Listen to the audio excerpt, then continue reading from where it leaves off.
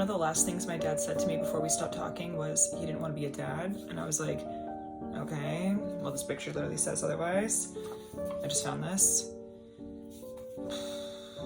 This is the longest I've ever gone without speaking to my dad. It's been over a month. We haven't spoken since April.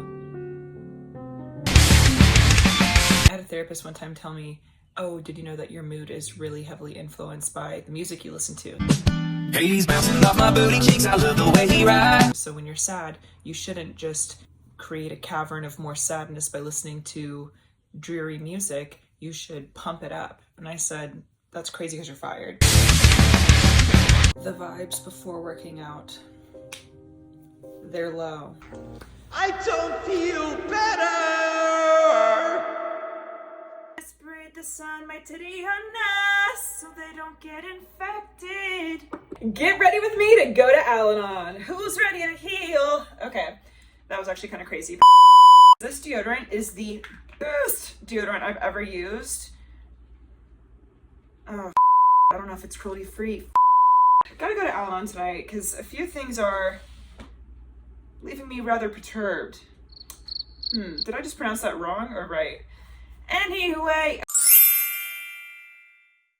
you know things are bad when I can't stop singing because it's giving coping mechanism. There had to have been a better way to do this. Ow! If you don't know what Al-Anon is, congratulations, you're hot.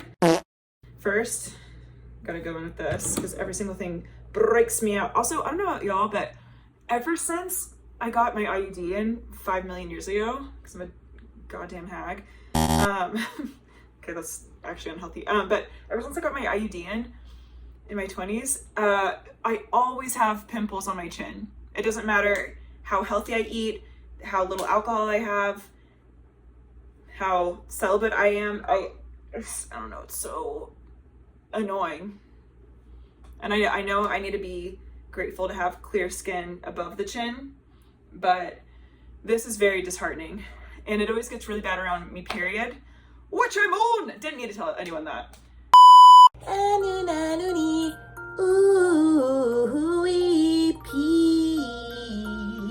Butter up your body with the Cetaphil is a game changer. Okay, now we're gonna go in with this. Al-Anon is a 12-step program for people that have been affected by another person's drinking. I used to go to Al-Anon when I was in middle school, but it didn't really do much. I didn't really want to be there, and it only works if you work it. What if I just burst into flames? Basically, I have tried therapy, group therapy, CBT, EMDR, literally all of it. And all of it is great. You know, talking to friends, partying my way through my problems, all of that. But the only thing that just personally sets me right with myself internally is farting in public and getting away with it. Well, you still need therapy, don't get me wrong, but is honestly Al-Anon. So low-key, it kind of is like a cult. Okay, y'all need to get on this. It's green tea juice. It's not juice, I don't know what it is, but it makes my skin happy. You just go and you sit in a room with a bunch of strangers who end up becoming people that you know, and if you're lucky, sometimes like, and you just kind of commiserate together, and you just try and draw the focus back on yourself, because I feel like if you are affected by the Al-Anonic disease, as they say, you have a tendency to just really zero in on other people's actions, and that's not healthy or fun for anyone. And Al-Anon just really helps you, like, yeah, just draw back on yourself, helps you. Okay, cat is climbing on my clothes. I can't be bothered to get up. That's a boundary. It helps you create boundaries, and it's completely changed. The life I have right now, like emotionally, is one that I never saw myself having, because I was always so codependent, always on the brink of a suey. Gotta stop dancing that off. I just was such a miserable person. I was partying way too much. Now, fun fact, I used to think I was an alcoholic. And I was like, do I identify as that? I guess so. But it turns out a lot of Al-Anonic people have traits of alcoholics, because most of the time we are raised in families that have a lot of alcoholics in them. And I have just been burrowing away in my room and in me sadness, which is why we're going to a meeting. Contrary action, get into it. I feel like it kind of teaches you how to be a stable adult, because I was not personally raised with the tools to be and a functioning adult. I was raised to scream at anyone who I deem has done me wrong, even if they haven't. Go with your first impulsive action, which is 9 times out of 10 not a good one, and then just drank, honey. And so I used drinking and hooking up with scoundrels for soothing for a long time, but I don't do that anymore, which I'm very proud of myself for. And I was never good at being alone. Like if I broke up with someone, within a matter of months I had to be on to the next, and then it would be a long-term thing, and then boom, and then I'd be dating and then making out with a bunch of people and then hooking up, and then and it was just so messy. And so I had to turn that way down. And yeah, Al-Anon honestly just saved my life. I've been kind of bad recently about physically going to meetings. Maybe I really do. You know what? After I talk this shit out, I'm like, damn bitch, it's giving, get some medicine. Like, but my anxiety is so bad. Like once I stop going, even if I'm going to like a workout class or a place to do comedy, if I take a little bit of time away, it's for some weird reason, it doesn't matter what the place is, even like a coffee shop, I'm so broken. I have to like work about an abnormal amount of confidence and courage to like go back out into the world. When you really think about it, I was kind of born to be a hermit, and I fight against my truth every day. So I'm gonna go there tonight. I think my sponsor's going too, so that'll be nice and cute to see her. I'm gonna spray some of this on so I don't smell like a wet dog. I honestly copied these from the same friend, and she always smells amazing. My pits never stink now, clock it. And this, I get complimented on this by literally everyone. It smells like I deserve to be eaten from the back. Exquisite. I don't even say that word, but once you get this, exquisite. Rose's vanille. Can I pronounce anything? No. I tried ACA, which is Adult Children of Alcoholics, for a little bit, but personally that program is a little too intense and the vibes, basura. So wasn't really into that. But now, yeah, I just love Al-Anon. It's like sweetness. And I feel like it's really good for people that are extremely like hard on themselves or grew up in a rough environment. And this is gentle is the word I'm looking for. I'm about to cry. God! When I'm talking with another person, I'm like, oh, and then the second I get alone, I'm like, let's get dark. That's something to look into. I'm so grateful to this program. Like I used to go and I'm like, okay, it's just a bunch of adults sitting in a room whining about some bullshit. Shut up! And I'm like, we're not the ones that suffer from addiction, so I don't really fucking get what this program is for. This is honest to gold stupid in my opinion. But then the more I opened myself up to working this program, I was like, oh, now what I just said, albeit harsh, it's a little bit true. What it also is just a place where adults can, okay, now Ahmed text me, so cute. You guys, I'm going on tour with Ahmed Al-Qadri in December. Clock it, it's gonna be really cute. But anyway, watching this back, I can see myself fighting for my life, but what I was trying to say is that basically there's strength in community, and it's just really healing to walk into a room and see a bunch of other people that are fighting similar demons as you. And especially growing up with the childhood I had and like part of the adulthood I lived through, I always felt like, oh fuck, I'm a freak and I'm so alone in this feeling. And with Al-Anon, I never had to feel like that. I don't have to feel like that anymore. What was I saying? Pee! But basically, it's just a place where it's a safe place. A lot of people in these rooms don't have a safe place to vent.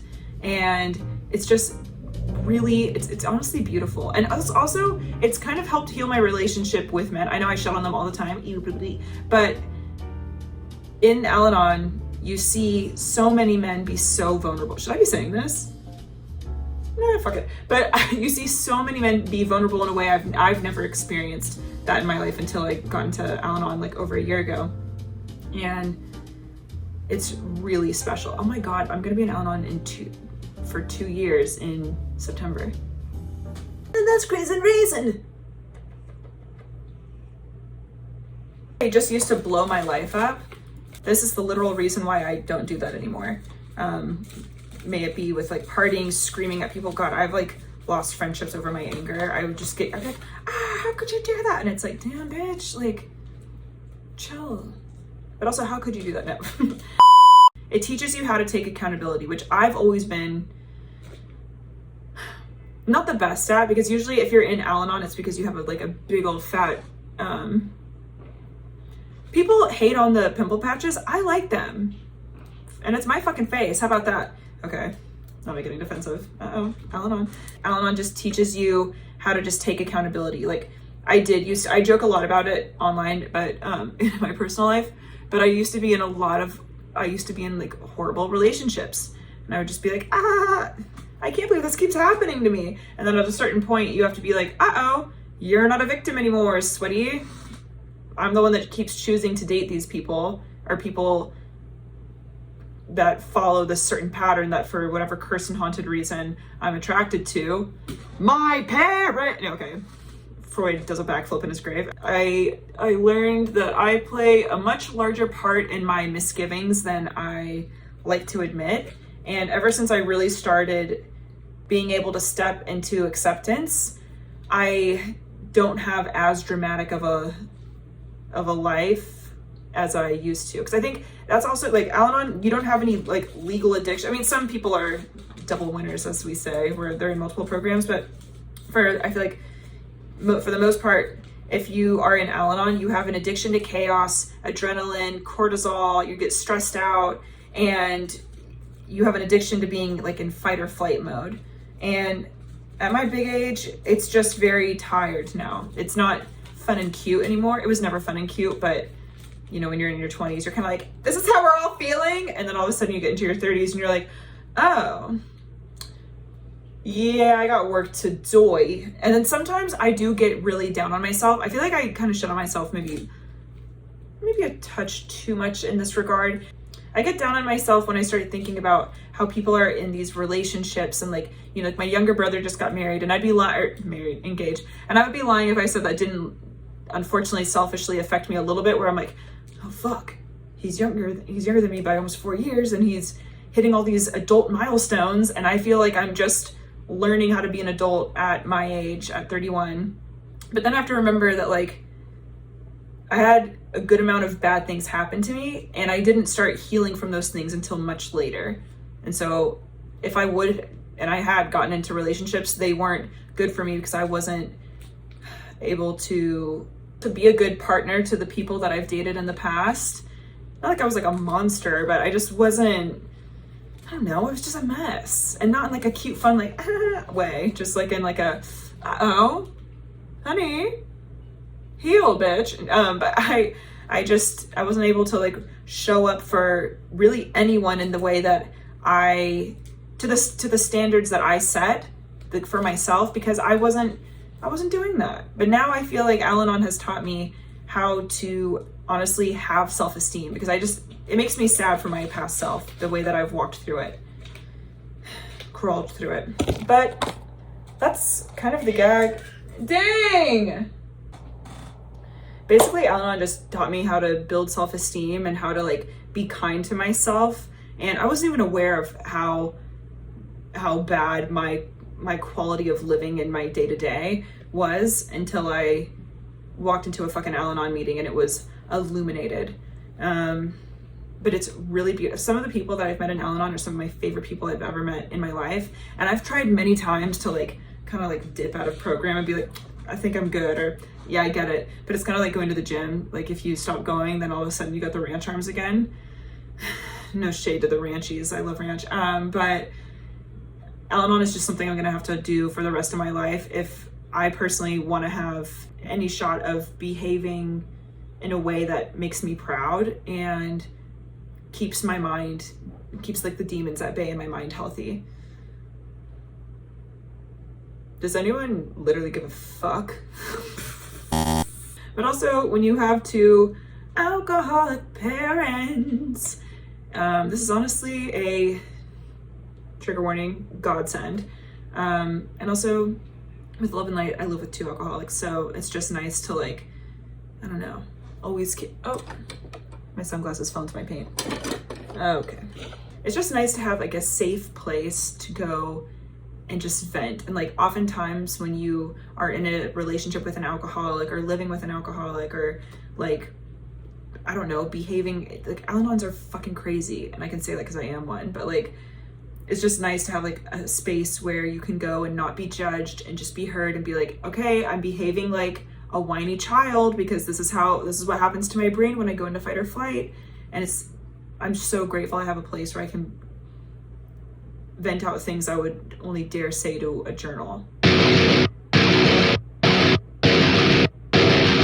Okay, not this being emotional. Also, when I was first going into Al-Anon, I couldn't even tell what I liked, like what my favorite food was, what I like to do on first dates. Honestly, figuring out my sexuality was really hard before I started Al-Anon because I was such a people pleaser and I was such a defiant rebel. I couldn't tell if I was making choices to please others or to piss others off. I was just working on two extremes, and this just really helped like level me out and just shape me up. So, pour one out to Al-Anon. I gotta go to this meeting. But was this a funny vlog? No. Is this even a vlog, or is this some sort of weird podcast or video manifesto? I don't know. But we're figuring it out. And I'm still sad. Heart's been a bit, it's hard to breathe. Argentina felt like a breeze compared